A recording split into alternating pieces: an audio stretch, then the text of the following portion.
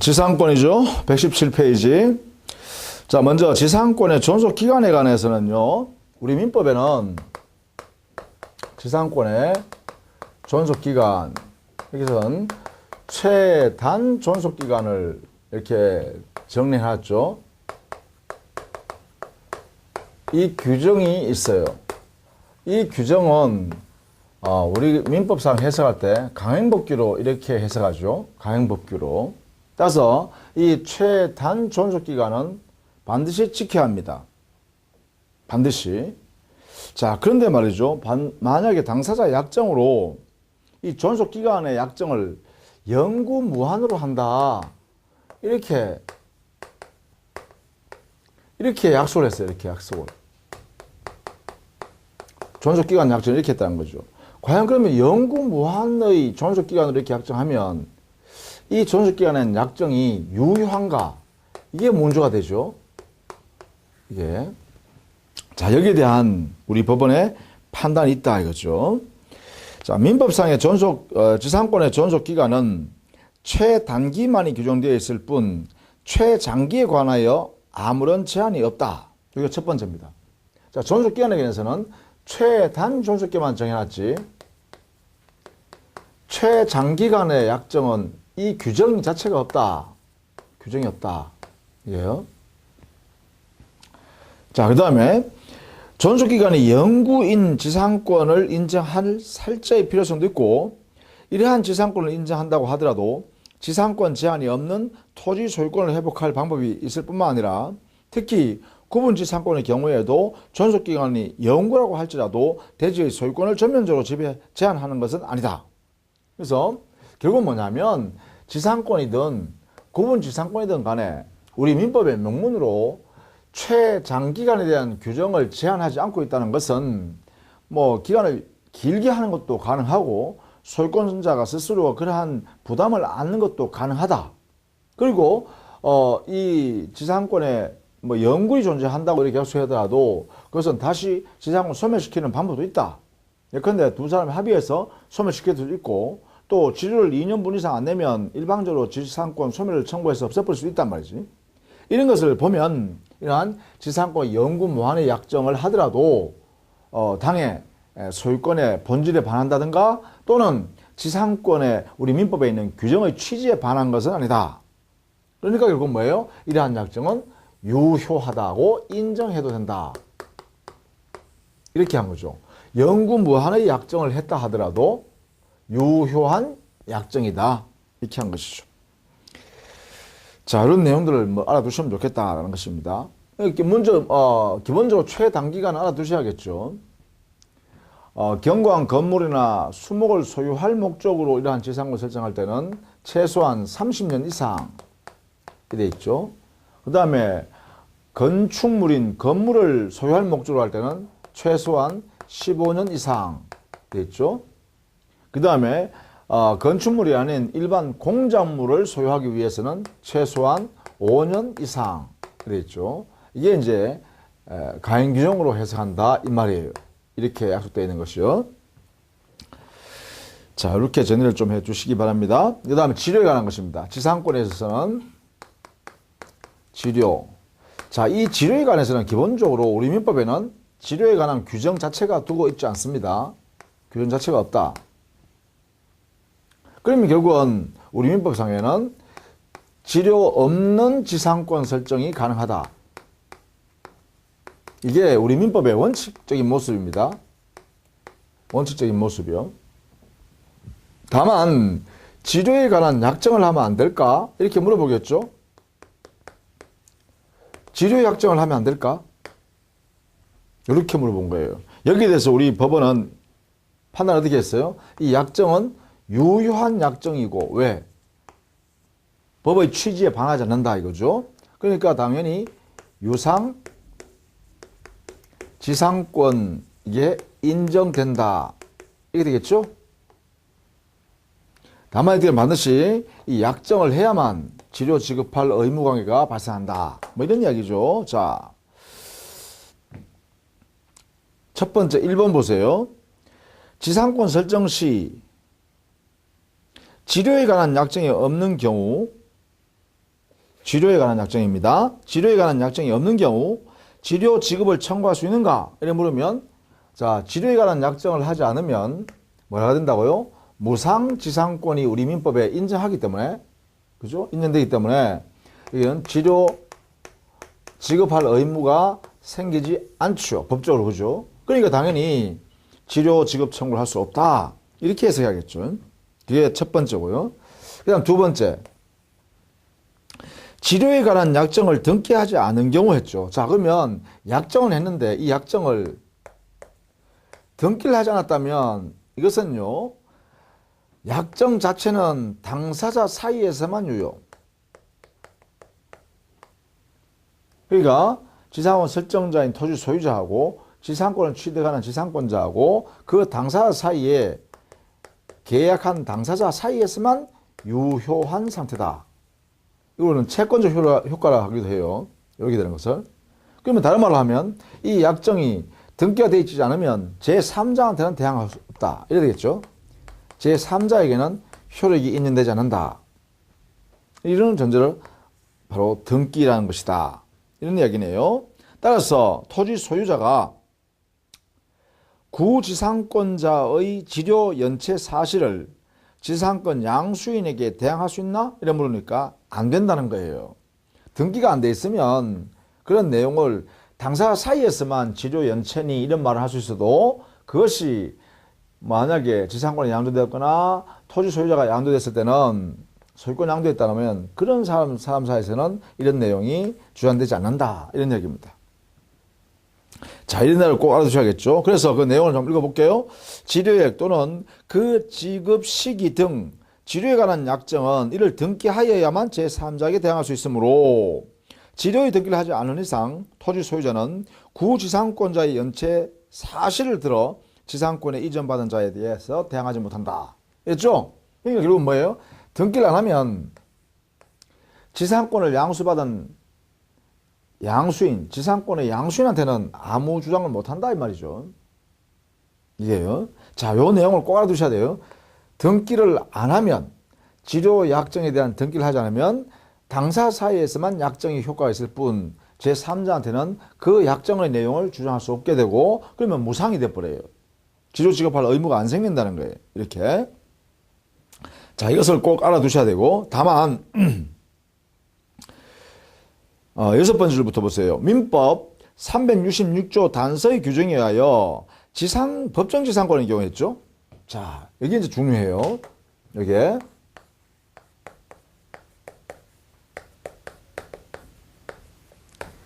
특히 여기에 366조 저당권 행사에서 발생한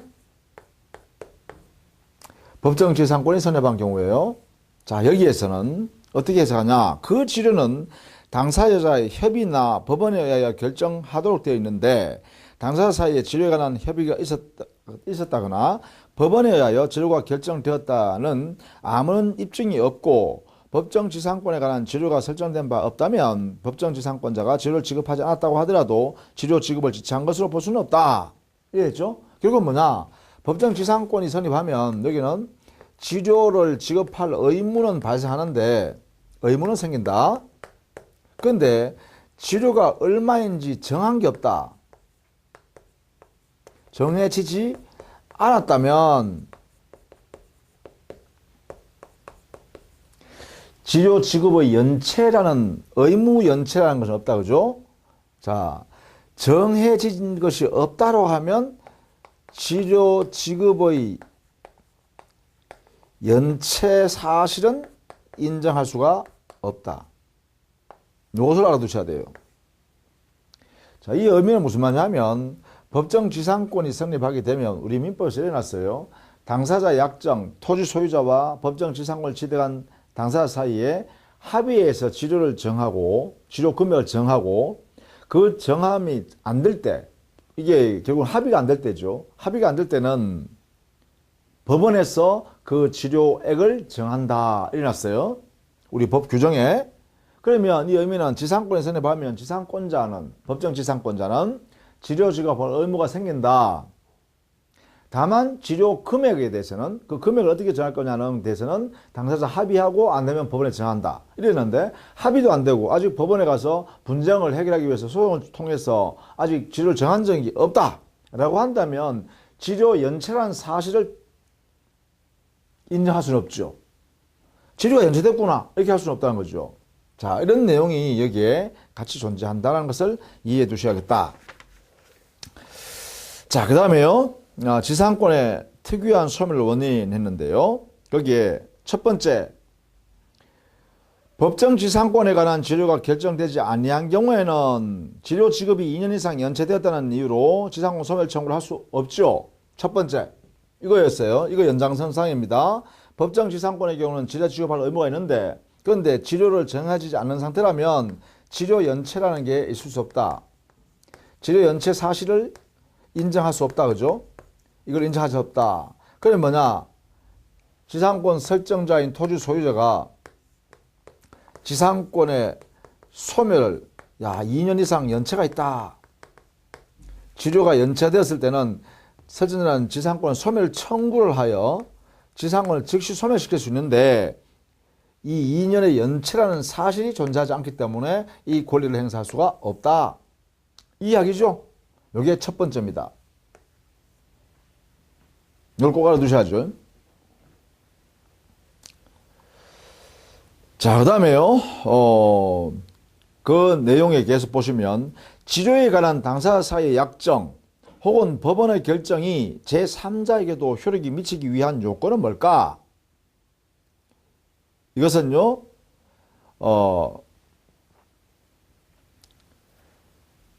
등기하게 되겠죠. 기본적으로요. 기본적으로 치료에 관하여 당사자가 합의가 되었다. 자, 치료 합의. 이 합의란 것은 지상권 설정자인 토지 소유자하고 지상권자 사이의 합의예요. 이랬을 때는 이것은 등기해야 제3자한테 되겠죠? 등기해야 제3자한테 대항력이 생긴다. 그죠? 대항할 수 있다. 알겠죠? 그 다음에 그게 거기 있습니다. 마지막 부분 5째 줄에 보시면 돼요. 대괄호 1번에요.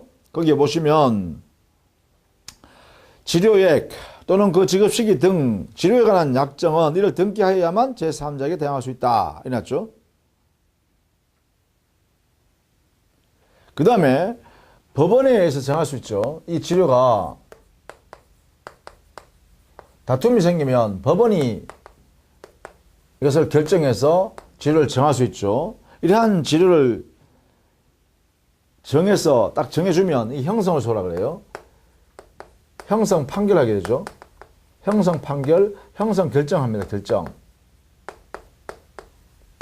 이렇게 법원이 결정하면 이 결정에 의해서 제3자한테 대항이 생겨요. 이건 등기를 안 해도 돼요. 그죠? 예, 법원이 직접 형성시켜주는 판결이니까요. 형성시켜주는 결정이니까 바로 제3자한테 효력이 생기기도 합니다. 이렇게. 따라서 결국은 어떻게 하냐. 당사자 합의나 법원의 결정에 의해서 치료를 정해야 되고 그 정한 것이 합의에 있을 때는 등기해야 되고 법원에서 정했을 때는 등기 안 해도 되지만 좌우지간 합의나 법원을 통해서만 이러한 치료 지급 의무를 확정한다. 뭐 이런 이야기입니다. 그죠? 자, 이런 내용들을 알아두셔야겠고 그 다음에 거기에 대괄호 2번 요걸 잘 봐두셔야 돼요. 페이지 118페이지. 요 대괄호 2번에 있는 게 중요합니다. 토지의 양수인이 지상권자의 치료 지급이 2년 이상 연체되었음을 이유로 지상권 소멸 청구를 함에 있어서 했죠. 종전 소유자에 대한 연체 기간의 합산을 주장할 수 있는지 여부에 관한 판단. 이제 이게 뭐 이런 어떤 의미냐? 바로 이런 거죠. 갑이 토지 소유자로서 지상권을 설정해 줬습니다. 그한테 지상권 설정 계약에 의해서 설정 계약을 통해서 이자에게 지상권 등기를 해줘서 지상권을 취득하게 했습니다. 을한테. 자, 그런데 만약에 을이 치료 지급을 약정했기 때문에 또 등기도 있고요. 이 치료를 여기에 1년 연체했다. 이런 상태에서 만약에 갑이 그 토지 소유권을 병에게 이렇게 양도했다 이 말이죠. 그러면 소유권은 이리 왔겠죠. 자, 지료 등기가 있으니까 이제는 지료를 이렇게 지급해야겠죠. 근데 만약에 이 사람한테도 지료를 1년 연체했다. 지료 지급에 관해서요. 자, 그럼 이 두 개 합치면 어떻게 되나요? 2년분 되죠. 합치면. 2년의 연체가 되겠죠. 자, 이런 경우에 과연 여기 있는 현재의 소유자인 병은 이 지상권자인 을에 대하여 지상권 2년 이상 지료를 연체했으니까 지상권을 소멸해라 라고 청구할 수 있는가? 이런 질문이 생긴다는 거예요. 이렇게. 가백에 1년 연체했지, 나한테 1년 연체했지, 합치니까 2년 연체다. 2년 연체했으니까 우리 법 규정에 의해서 지상권 소멸 청구를 내가 하란다. 나가. 이렇게 할 수 있는가? 이렇게 물어본 거예요. 여기에 대해서 우리 법원의 판단이죠. 법원의 판단은 어떻게 하냐? 지료 연체의 2년분 이상의 이 금액이란 것은 이렇게 해석한다는 거죠. 한 사람에 대해서요. 종전의 소유자, 지상권 설정자를 이 사람의 연체 금액은 여기에 합산하면 안 된다라는 거예요. 지금 현재 지상권 소멸 청구를 하는 현재 양수인이 2년 이상 그 지료를 받지 못했다라고 해야 바로 2년분 이상의 지료 연체 사실이 있어서 지상권 소멸을 청구할 수 있지. 종전에 자기한테 양도한 지상권 설정자의 1년분 이상의 연체를 자기가 주장할 수는 없다. 이런 것을 의미한다. 그래서 이것은 2년분 이상의 연체에 해당되지 않아서 이 소멸 청구를 행사할 수 없다. 이렇게 하는 거죠. 요 내용의 판례는 대단히 중요합니다. 알아두셔야겠죠. 자, 이렇게 정리를 꼭 해 주셔야겠습니다. 그 다음에 지상물 매수 청구권입니다.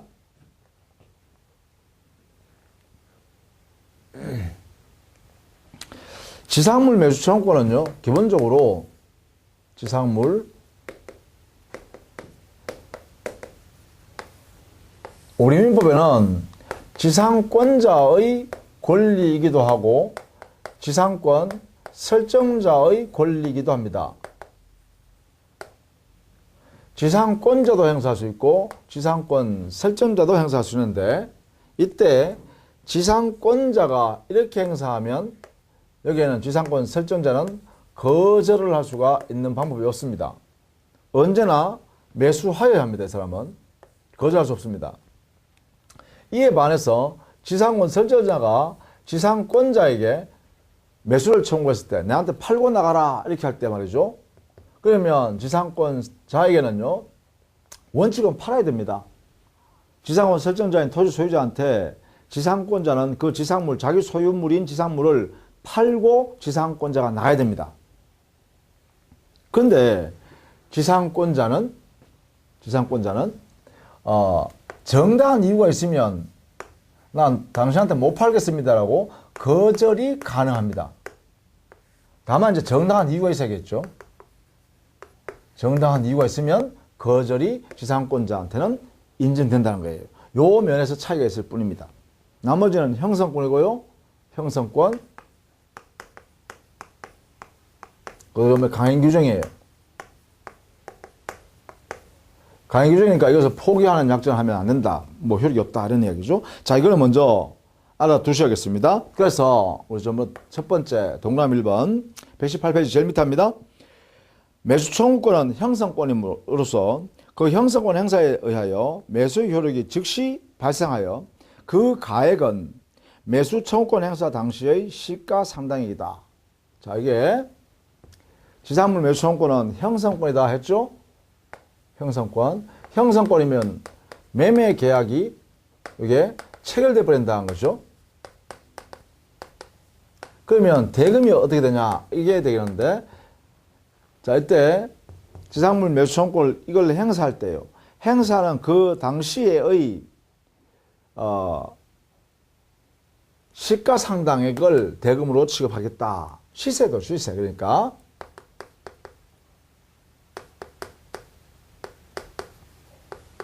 이것을 대금으로 취급하겠다라는 것입니다. 이렇게요. 자, 첫 번째. 그 다음 두 번째. 119페이지죠. 동그라미 2번입니다. 지상권자가 2년간 지를 지급치 아니하여 연체했는 거죠. 지상권 소멸 청구를 당한 경우. 자, 지상권자가 지료 2년 이상 연체로 인하여 설정자가 지상권 소멸 청구를 하게 됩니다. 청구를 하면 즉시 지상권은 소멸하죠. 즉시 소멸해요. 자, 이때 지상권을 소멸했으니 그 지상 토지에 있는 지상물 자체를 지상권자가 설정자한테 매수 청구할 수 있느냐 이 말이죠. 이런 경우에는 지상권자가 설정자에 대하여 지상물의 매수 청구권을 행사할 수 있다 없다? 없다라는 것이에요. 이 청구권을 행사하는 것을 허용하지 않겠다라는 판례입니다. 왜냐하면 지상권자가 지금 뭐 했어요? 의무 위반해서 쫓겨나가는 거죠.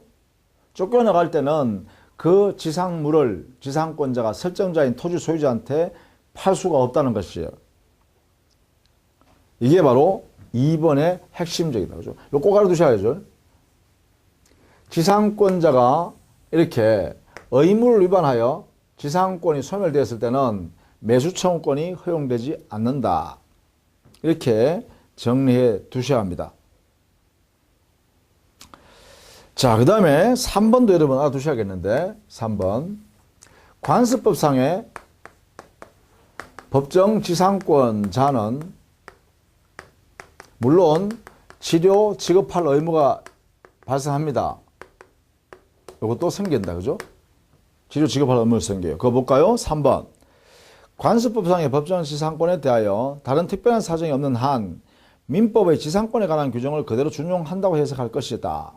그래서 지상권자가 2년분 이상의 치료를 지급하지 않았다면 관습상의 법정 지상권도 당연히 민법 287조에 따른 지상권 소멸 청구의 의사표시에서 소멸한다 이랬죠. 결국은 이 내용이 그대로 여기에 적용된다는 거예요. 그렇죠?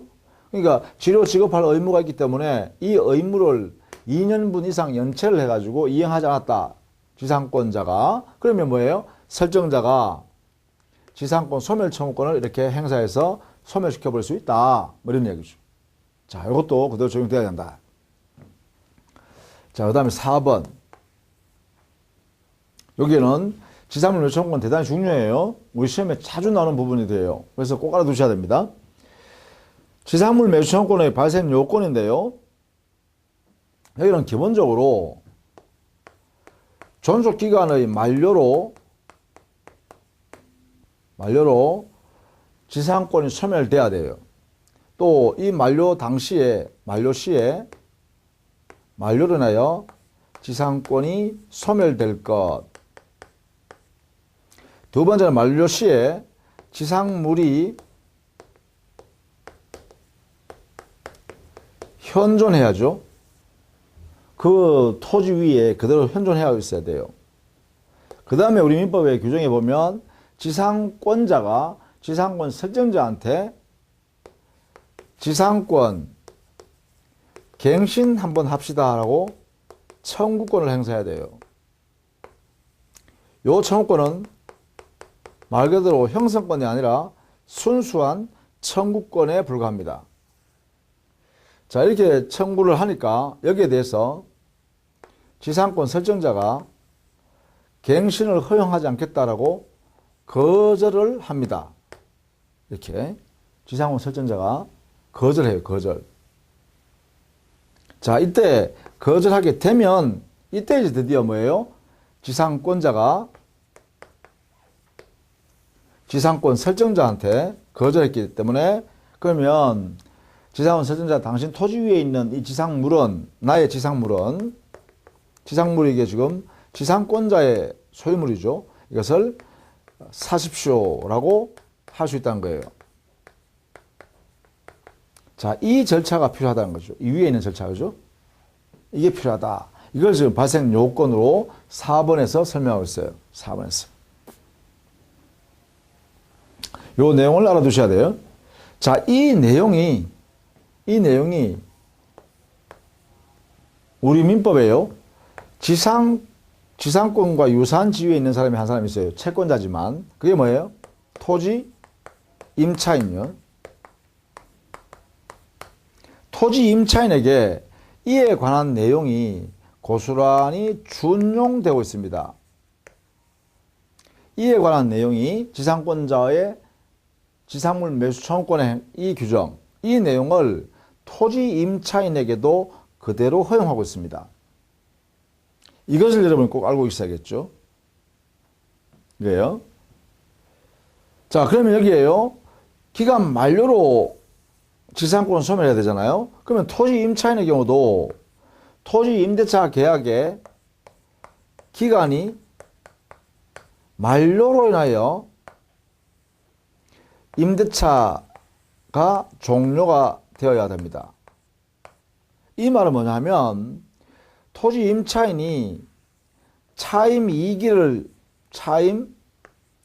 2기 이상 연체 시에는 임대차 계약이 해지당하죠. 그렇죠?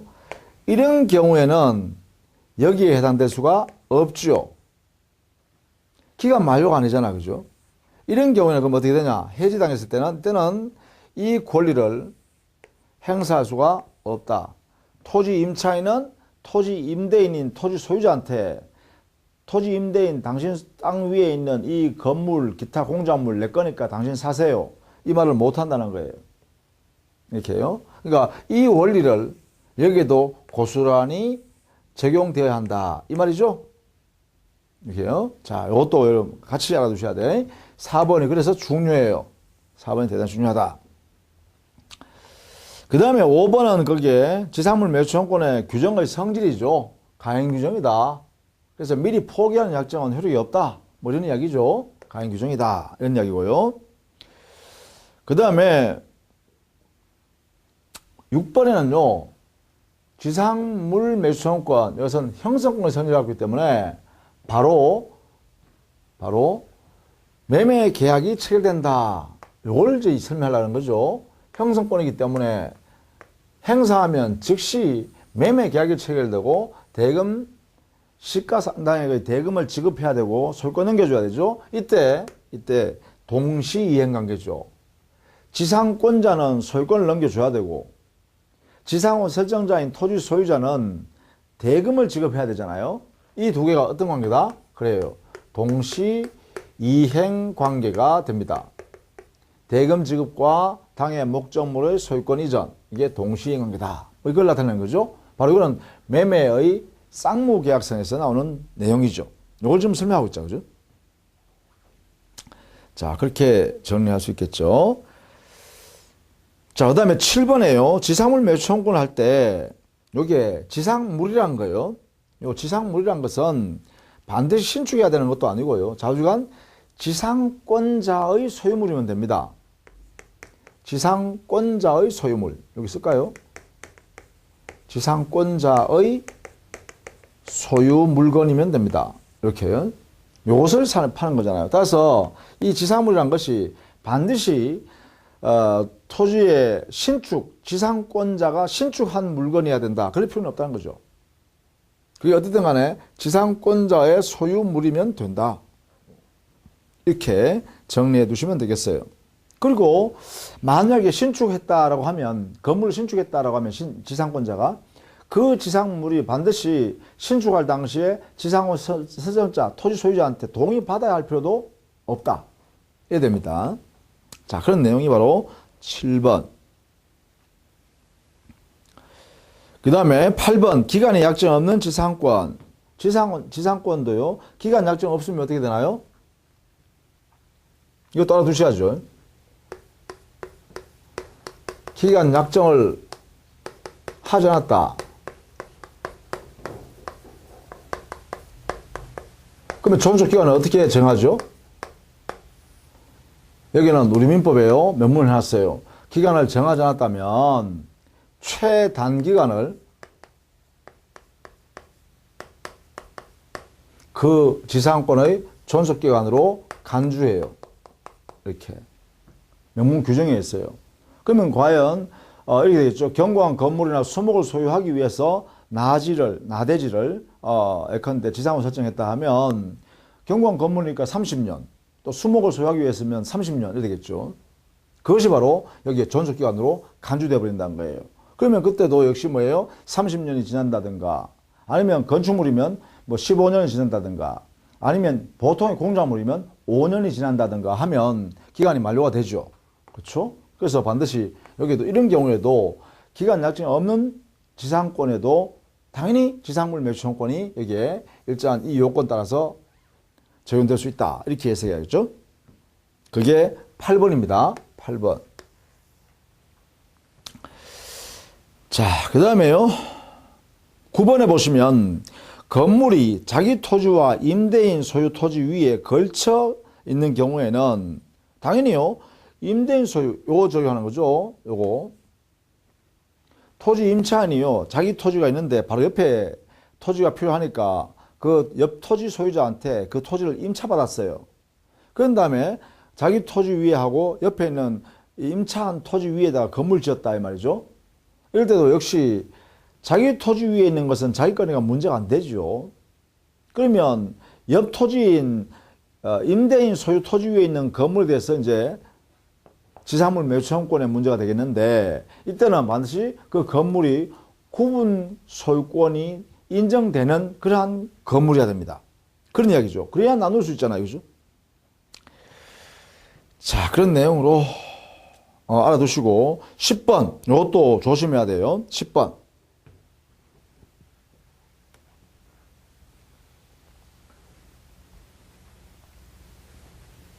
10번 이것도 여러분 시험에 내면 잘 틀리기도 하더라고요. 건물에 저당권이 설정되어 있어도 매수 청구권이 가능하다. 자, 이 요건을 만들 때 말이죠. 자, 지상물이 누구 소유입니까? 지상권자의 소유물이에요.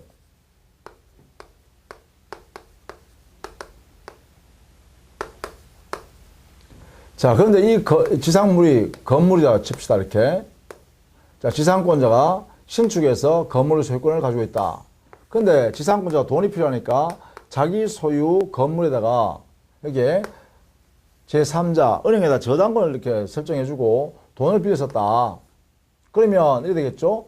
지상물은 지상권자 소유지만 거기에 저당권자의 저당권이 잡혀있다는 거죠. 이런 상태에 있는 이 지상물도 이 요건 갖추면 기간이 만료됐고 그 지상물, 즉 이 지상물은 지금 저당권이 설정되어 있는 지상물이죠. 저당물이 설정되어 있는 그 지상물이 현존하고 있고 이럴 때 지상권자가 갱신을 청구했더니만은 지상권 설정자가 거절하네요. 그러면 어떻게 한다고? 지상물 매수 청구를 행사할 수 있을까? 이렇게 물어보는 거예요. 즉 당의 지상물인 건물에 저당권, 제3자의 저당을 설정되어 있어도 이렇게 매수 청구를 행사할 수 있는가?